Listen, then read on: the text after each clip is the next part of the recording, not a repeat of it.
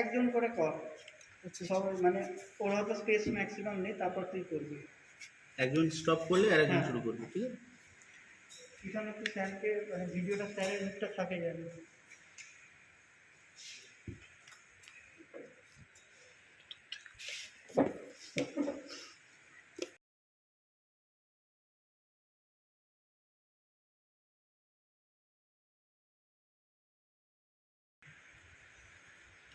ঠিক আছে, এটা তাহলে এক পেয়ারের মতো এই স্ট্র্যাপটা আমি এখানে স্কেচ করে নিলাম। ওকে, এইভাবে উল্টালে তবেই এক পেয়ার হবে। আর আমি যদি এইভাবে দুটো করি তাহলে এক সাইডের হয়ে যাবে, ঠিক আছে?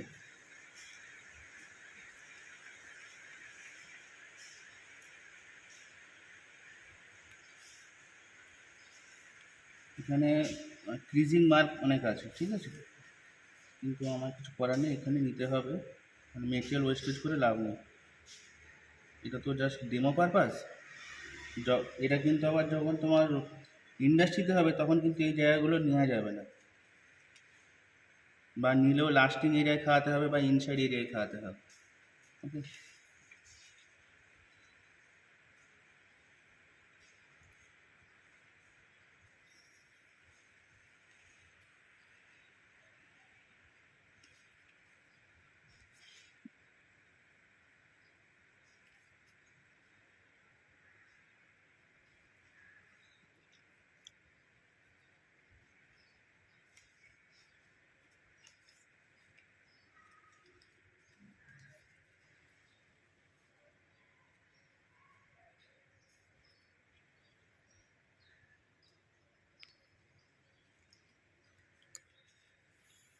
যে কটা পয়েন্ট টাচ করা যায় করাবো, ঠিক আছে? তাহলে কী হবে, মাঝের যে তোমার ইন্টারমিডিয়েট যে ওয়েস্টেজগুলো হচ্ছে সেগুলো কমে যাবে, ঠিক আছে? ইন্টারলকিং একে বলে, প্যাটার্ন ইন্টারলকিং। এটা যত ভালোভাবে করতে পারবে, এগুলো অভিজ্ঞতা দরকার, বুঝলে? যত অভিজ্ঞতা ভালো হবে তত প্যাটার্ন ইন্টারলকিংটা আরও ভালো হবে, এতে করে লেদার ওয়েস্টেজটা কম হবে।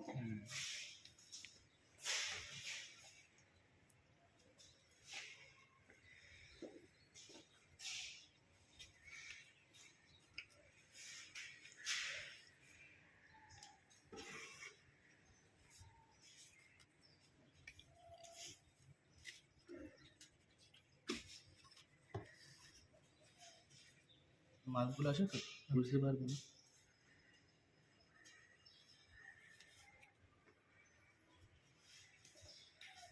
জেন্টস স্যান্ডেল বলবো? হ্যাঁ, লেডিস। ব্যাক বেল্টটা ভেলকোর কাছে টোটালটা কেটে লাস্টে জয়েনিং এর সময় উল্টে নেবে শুধু। ব্যাক বেল্ট মানে ব্যাক মিরর বেল্টের একদম এন্ডে ওই তোমার হাতটা যেখানে আছে আচ্ছা, ওটা কেটে জাস্ট উল্টে নেবে, ঠিক আছে। ফিটিং এর সময় একদম। এখানে কি আর অ্যাড হবে কিছু না? না ওখানে কিছু আর সব ওখানে নেওয়া আছে, সব ফিটিং নেওয়া এর আছে। ব্যাক বেল্ট দুটো লাগবে, তাই তো? এটা দুটো লাগবে, কিছুই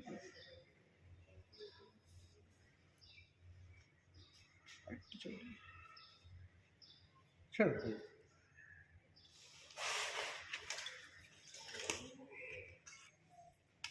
ওকে,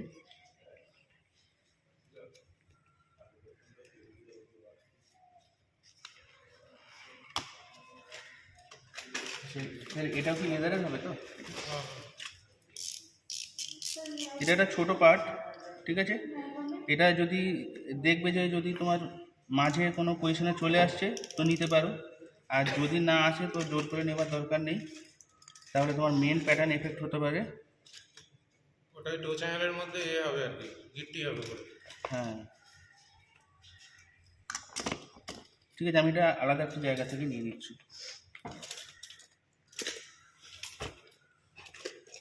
এই সাইডে নিন।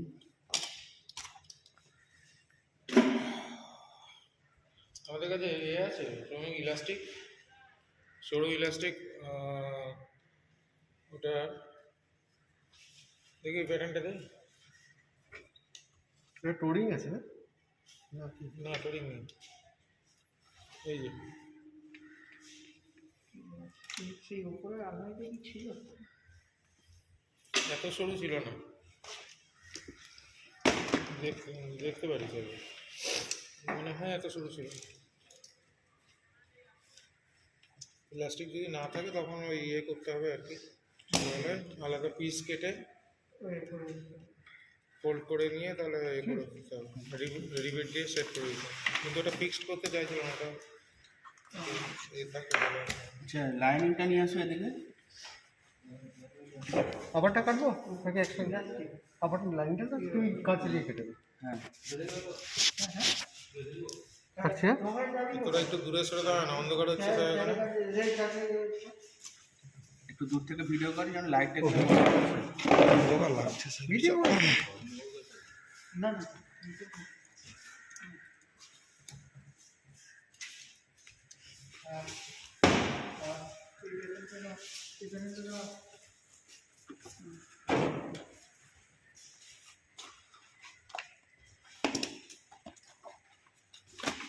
ওটা দু পিস আছে কাছে,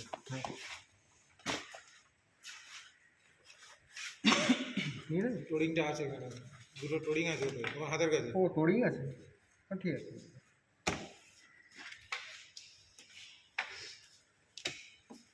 এই লাইনিংটা দাও। একটু দূর থেকে দেখ, সবাই ভালোভাবে দেখতে পাবে, আলোটা পড়ুক, কাটছে তো ওখানটা অসুবিধা হবে অন্ধকার হলে।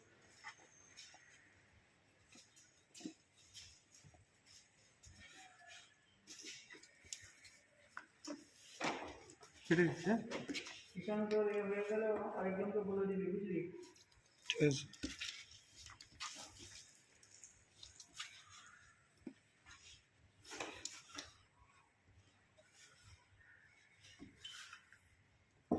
এখানে কেন কাটলাম বলো তো? দাগের দিকটা শরীর ভেতরে দিয়ে দিই, হ্যাঁ শরীরকে বলছি, হ্যাঁ দাগের দিকটা ভেতর দিকে দিয়ে দিই, এটা মানে অ্যাডিসিভের, হ্যাঁ ফ্লেশ সাইডের সঙ্গে ওখানে পেস্ট করে দিই।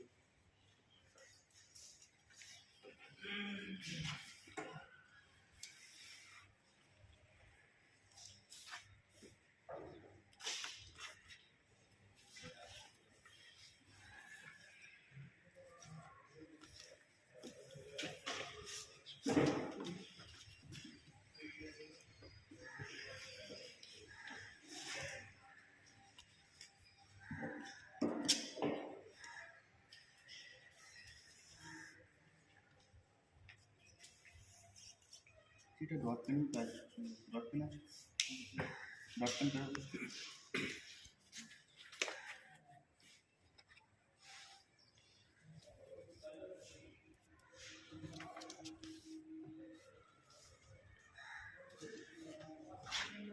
লেটারটা ভীষণ পাতলা, জানো তো?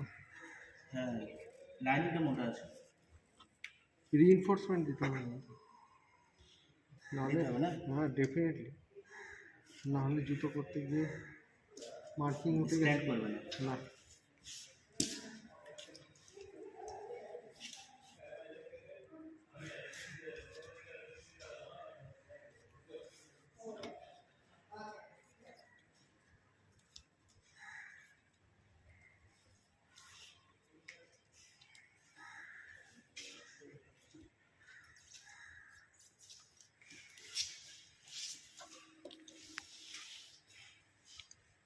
ব্যাগগুলো খুলে রেখে ভালো করে দাঁড়ানো।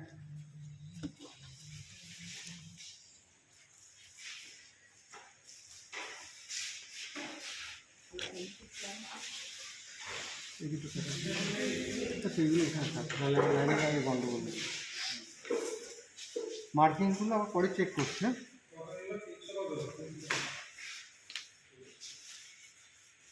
আজকে দিল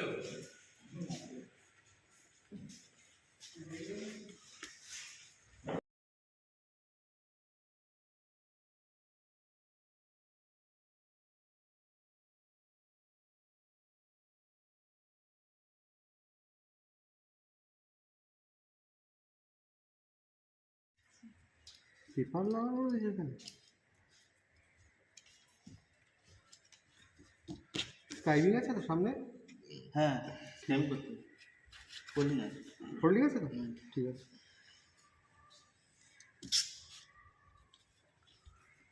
তো এখানে রাবার সলিউশন আছে, রাবার সলিউশন না নষ্ট হয়ে গেছে। একদম নেই। তো এই নাইফটা ধরছে কীভাবে দেখেছো? এইভাবে, হ্যাঁ 90 ডিগ্রি না, সরি, এটা 35 ডিগ্রি নাইফ আছে। এই এরা নতুন ছেলে, এরা তো ফিফথ সেম, ও ও এরা ফিফথ সেম, এরা থার্ড সেম। এরা দেখে নিই। ও আচ্ছা আচ্ছা আচ্ছা, ঠিক আছে। তোমরা ফিফথে নাইফটাকে এইভাবে, হ্যাঁ, টাচ রাখবে। আর এটা 35 degree knife, 35 degree knife use করি আমি। এখানটা চলে যা, দেখতে পাবি ভালো করে। হ্যাঁ,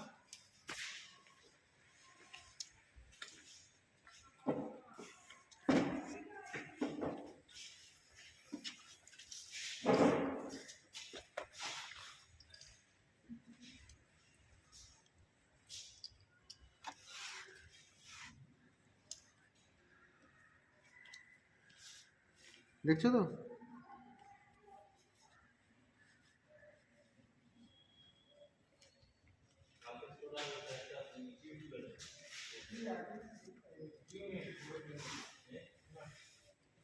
রাবার সলিউশন এটা বাড়িতে নিয়ে যেত। আছে, রাবার সলিউশন আছে।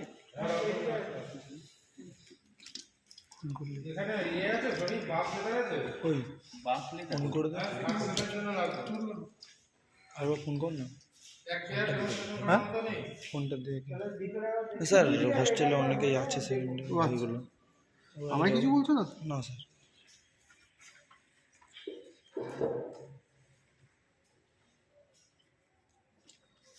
যখন কর্নারটা কাটবে না, নাইফটা একটু তুলে নেবে, মানে যখন রাউন্ড করবে।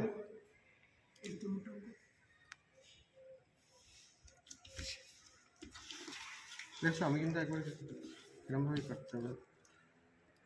ধরো নাইফ, তুমি ধরো এখানে গিয়ে কাটতে কাটতে আটকে গেলে, এখানে মিডল পোর্শনে কোনো স্ট্র্যাপে, আবার একটু এগিয়ে গিয়ে কাটবে। ওখান থেকে এন্ড পয়েন্ট থেকে স্টার্ট করবে না, তাহলে কী হবে বলো তো? ওখান থেকে তুমি মেলাতে পারবে। বলে দে। হলো বলো, যে পাঠাতো ও তিনজনকে আসতে বলো, ওটা তো তিনজন আছে। খেয়ে দিয়ে অক্সিজেন বলো, সবাইকে আসতে বলো তো। ফুটে আরো সবাইকে। হ্যাঁ হ্যাঁ,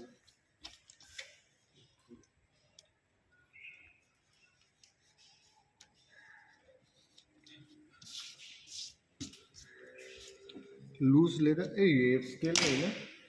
এই তোমাকে স্ক্লাস না না, আমার কাছে আচ্ছা আচ্ছা, আমার কাছে সব কিছু। এদেরকে সব কাল আনতে বলেছিলাম। আর একটা জিনিস দেখিয়ে রাখছি, সেটা যখন ধরো সোজা পোর্শন কোনো সময় কাটবে, ইফ রিকোয়ার্ড, তাহলে তোমরা স্কেল দিয়ে এবার টেনে দেবে, তাহলে একদম স্ট্রেট হয়ে যাচ্ছে। যদি প্রথম কর্নার কাটতে অসুবিধা হয়, আমি কেটে কেটে হ্যাবিচুয়েট, আমি কেটে দিচ্ছি, নাইফ দিয়েও কেটে দিতে পারো কর্নারে গিয়ে। ঠিক আছে, দেখো এইখানে, দেখো এখানে স্ট্রেট কেটে দিচ্ছি স্কেল দিয়ে। পরে যে মার্কিংগুলো আছে, এই যে তোমাদের এই যে এটা কি মার্কিং বলে জানো? এই যে এরকম স্ল্যাট কাটা রয়েছে, এটা কি বলে?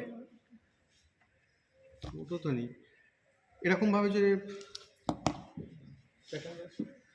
এই যে প্যাটার্নের আপার প্যাটার্ন, এখানে এই যে আপার এগুলো করবে। ফোল্ডিং, এই যে এইটাকে কি বলে? না না, এই কাট মার্কটাকে নাম কি? না না, এই কাট মার্কটার নাম কি? এই যে ফোল্ডেড প্যাটার্ন বোঝাচ্ছ তুমি, অ্যাবসলিউটলি রাইট। মানে আমার কোশ্চেন হচ্ছে যে এই যে এটা দেওয়া রয়েছে এরমভাবে যে কাটা রয়েছে, কাট মার্কটা কি মার্ক বলে?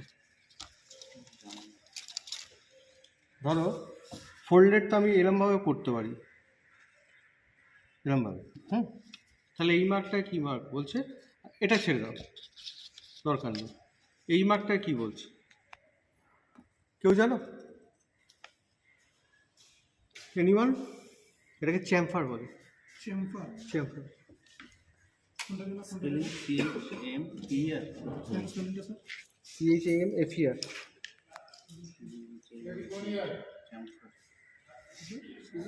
CHAMFER। চ্যাম্ফার।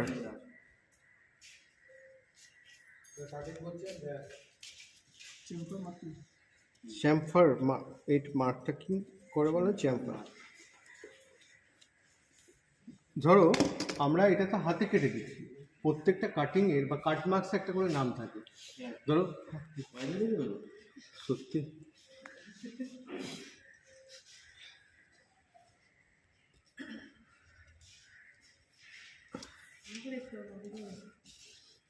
ভুলে গেলাম কি বলছি। হয়ে যাবে।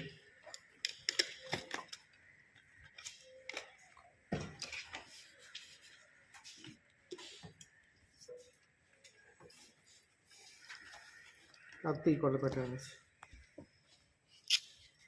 ধরো আমি যেটা বলছিলাম, তোমরা ধরো এটা তো এরকমভাবে চ্যাম্পার বললাম, তারপরে স্টেনসিল মাঝখানে থাকে না, না ধরো একটা স্ট্রেট লাইন আছে, এই যে একটা স্ট্রেট লাইন আছে, এইটাকে তোমরা পেন্সিল দিয়ে পেন দিয়ে মার্কিং করতে পারো।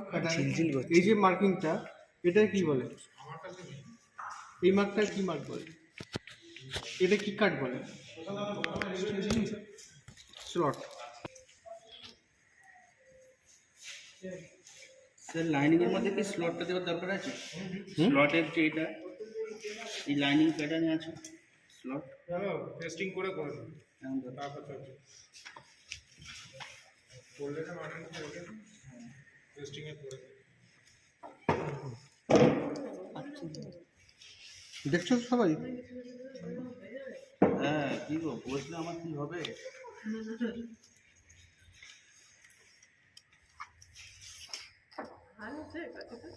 হ্যাঁ মোটামুটি ভালোই আছে। শ্রমিক এই শরীফ, এই প্যাটার্নটা দাও তো একটু, এখানে ওভারল্যাপিং আছে। এই বেশ বেশ মার্কারটা এই দাও। এই গ্লিটার পেনটা দাও।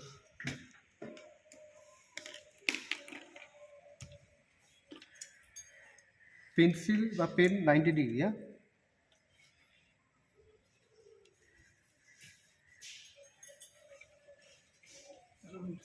বাইরে ঢুকছিস কেন? ক্লাস হচ্ছে না। হ্যাঁ 90 ডিগ্রি হলে কি হবে, তুমি রান করাতে পারো পেন্সিল।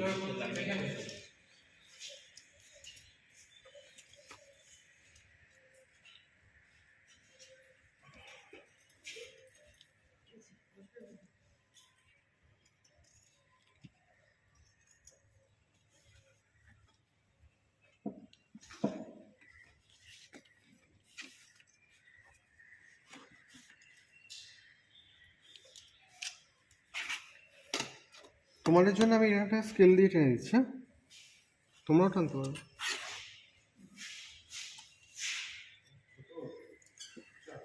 এই চ্যানেলগুলো করে দেবে না? হুম হুম হুম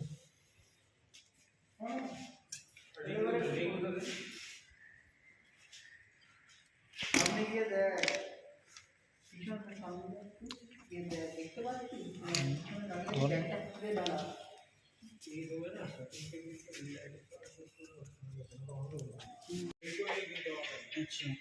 আচ্ছা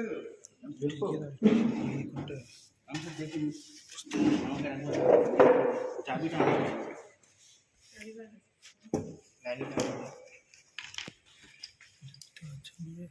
দেখো এইখানটা এত অবধি কেটেছি, এই যে এই জায়গাটা তোমার দেখাবার জন্য আমি আবার নাইফ কিন্তু আগের থেকে চালাচ্ছি, হ্যাঁ যাতে এই লাইনটাতে আমি আসতে পারি।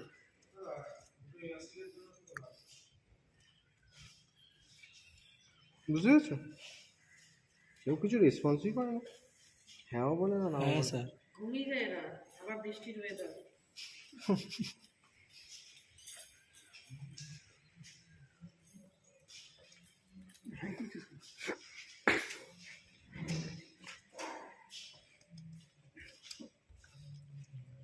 একটা স্কেল দিয়ে কেটেছি আর এটা হাত দিয়ে কাটছি।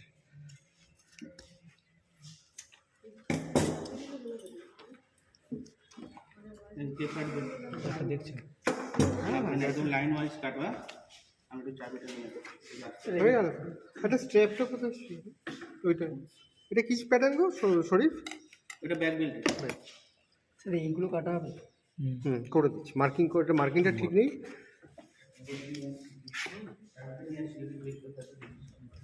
লাস্ট যখন কাটবো মানে কাটার আগে মানে ফাইনাল হয়ে যাওয়ার পর মার্কিংটা করে তারপর কেটে দেবো।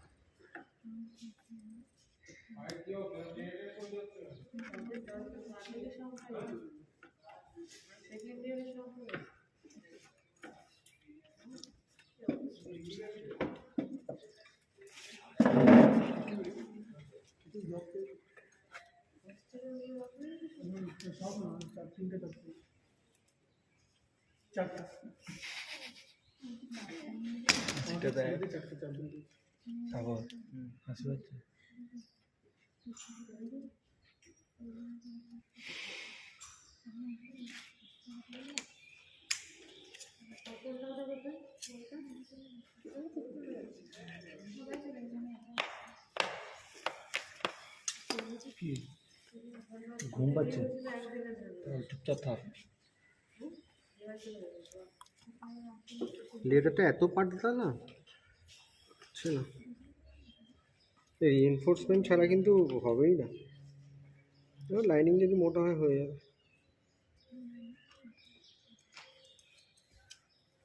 Next to impossible without reinforcement.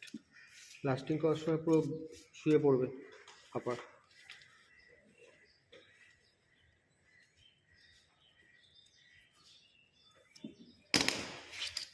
হয়ে গেল আপার কাটিং কমপ্লিট। শুধু আমাদের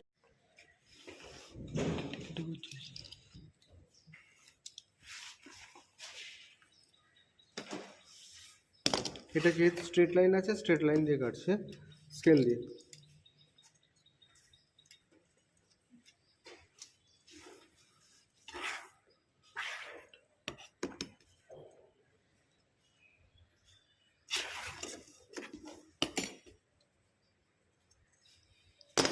স্টেপ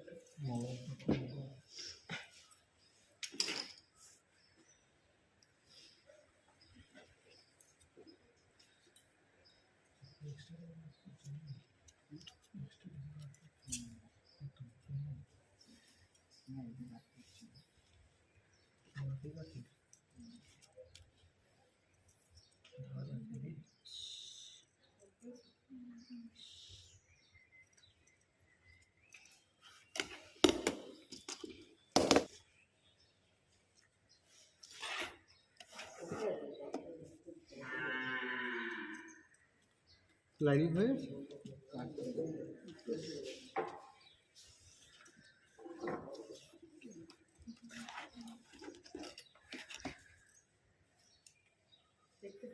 ঠিক আছে, দেখা যাচ্ছে।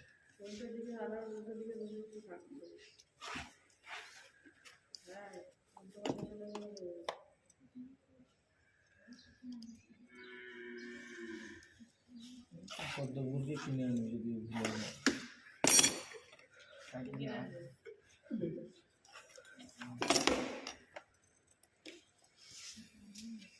এই দুটো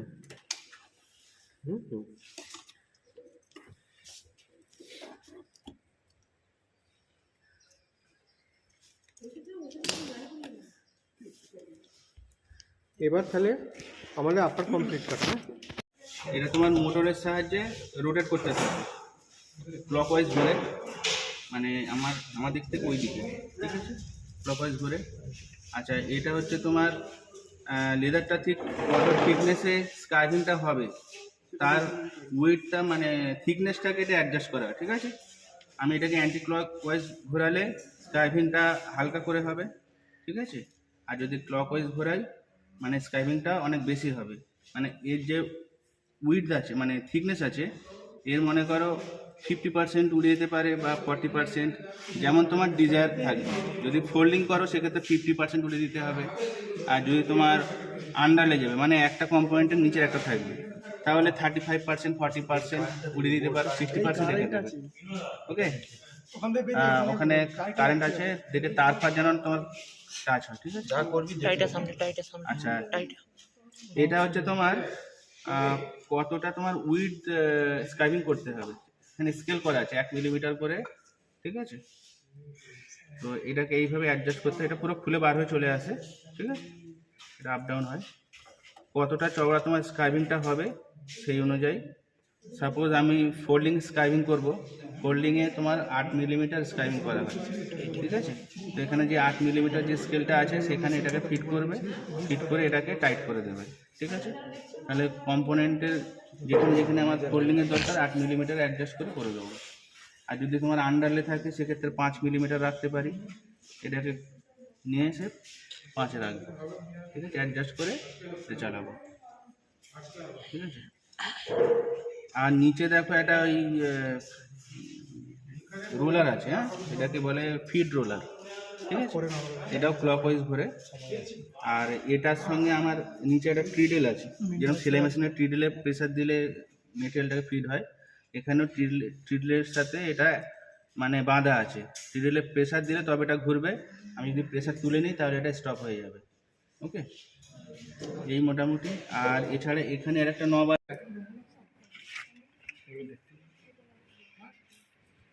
এমনি টেম্পারেচার ছিল করেছিল, একটু করেছিল, আবার স্যার এগুলো আটা লাগানো, মেটেরিয়ালটা এক্সেস হচ্ছে, তবে এখানে কাটার দরকার নেই, এখানে রিঙ্কেল পড়বে, রিঙ্কেলটাকে অ্যাডজাস্ট করে দিতে হবে। দুটো তিনটা করলে সেটা শুরু করে দিতে, বুঝতে পারলে? পরে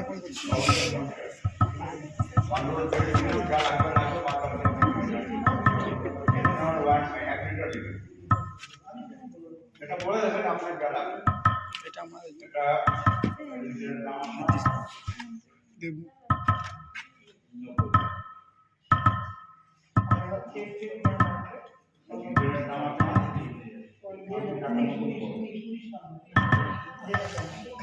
এই এসটাকে এভাবে ফোল্ড করা হয়েছে, এরপর লাইনিংয়ে পেস্টিং করা হবে, তারপর তো স্টিচিং। এটা এমন করে করে দেবো না, একটু ভুল হলে গেলে পুরোটাই শেষ। আবার প্রথম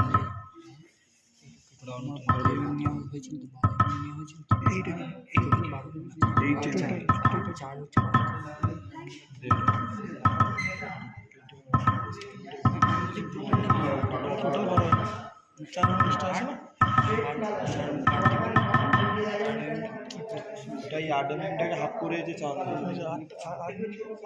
এটা হাফ করে এটা বড় 8 হাফ করে টোটালটা ভালো এটা বলছে 8 এমএম স্কাইভিং করে ফোল্ডিং বলুন।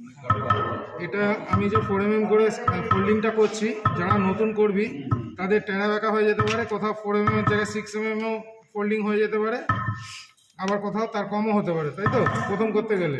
তাহলে সেক্ষেত্রে তোরা কী করবি বলতো, এইটার তলায় ঠিক অরিজিনাল প্যাটার্নটাকে যদি ক্লিপ দিয়ে লাগিয়ে নিস 4 mm এক্সট্রা রেখে, তাহলে একটা গাইড পেয়ে যাবি, গাইডলাইন পেয়ে যাবি যে কতটুকু আমাকে ফোল্ডিংটা করতে হবে।